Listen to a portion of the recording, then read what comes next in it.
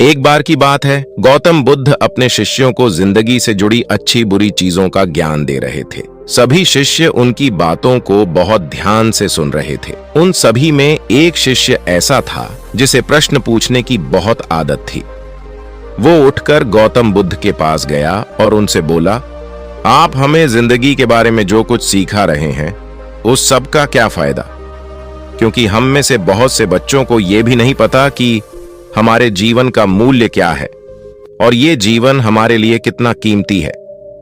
पहले आप हमें यह बताइए कि इस जीवन का मूल्य क्या है। अपने शिष्य की बात सुनकर गौतम बुद्ध अपने कक्ष में गए और एक चमकता हुआ पत्थर का टुकड़ा लेकर आए।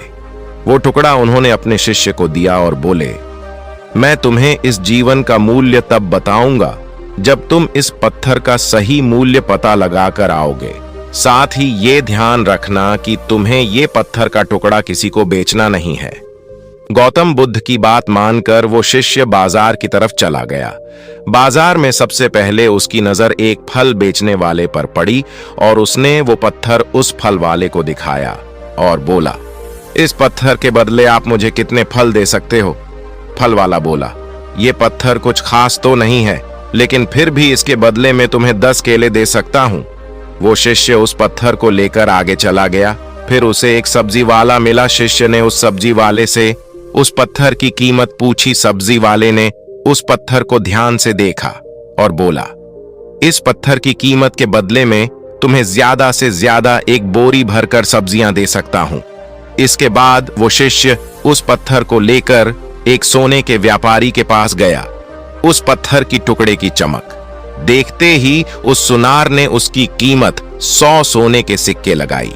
शिष्य ने वो टुकड़ा बेचने से मना किया तो वो सुनार उसके बदले 200 सोने के सिक्के देने को भी राजी हो गया, लेकिन शिष्य ने वो पत्थर नहीं बेचा।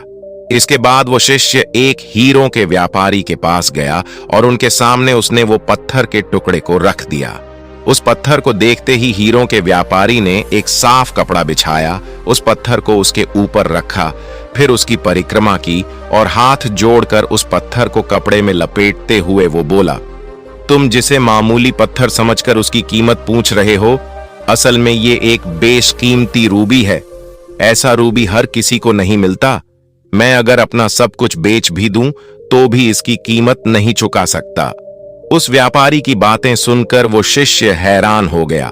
वो दौड़ा दौड़ा सीधा बुद्ध के पास आया और उन्हें उसने जो कुछ भी बाजार में हुआ वो सब बताया। उसकी अचरज भरी बातें सुनकर गौतम बुद्ध बोले, तुम्हारे सवाल का जवाब इस रूबी की कीमत में ही छिपा है। हमारा जीवन भी एक रूबी है। रूबी की तरह ये भी बेशकीमती है, लेकिन हम इस बात को हमेशा नजरअंदाज करते हैं और अपने जीवन का मूल्य नहीं समझते। हम दूसरों को देखकर और उनके जैसा जीवन जीने की कोशिश में अपने जीवन की कीमत को कम कर देते हैं।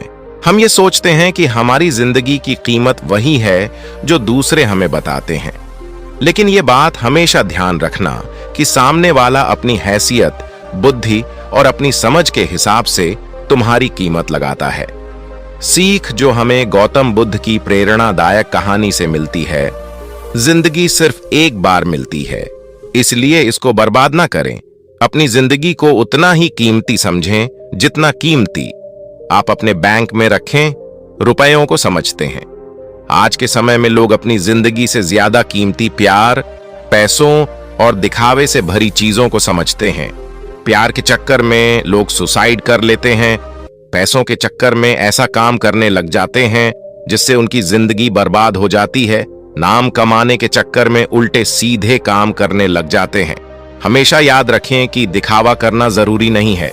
प्यार दोबारा मिल सकता है, पैसा फिर कमाया जा सकता है, लेकिन जिंदगी को फिर से पाया नहीं जा सकता।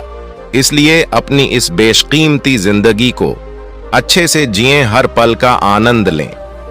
कभी ये ना सोचें कि आप इस दुनिया में किसी काम के नहीं हैं, न कभी ये सोचें कि आपकी जिंदगी व्यर्थ है। आपके होने या ना होने से कुछ फर्क नहीं पड़ता। जब भी ऐसे नेगेटिव विचार आपके मन में आए तो खुद को बस ये याद दिलाएं कि जीवन एक रूबी है और ये बेशकीमती है। तो दोस्तों, कैसी लगी आपको ये कहानी हमें कमेंट बॉक्स में जरूर बताएं, और कहानी पसंद आई है तो एक लाइक अवश्य करें, और चैनल पर नए हैं तो सब्सक्राइब जरूर करें। मिलते हैं अगले वीडियो में, तब तक के लिए अपना ख्याल रखें।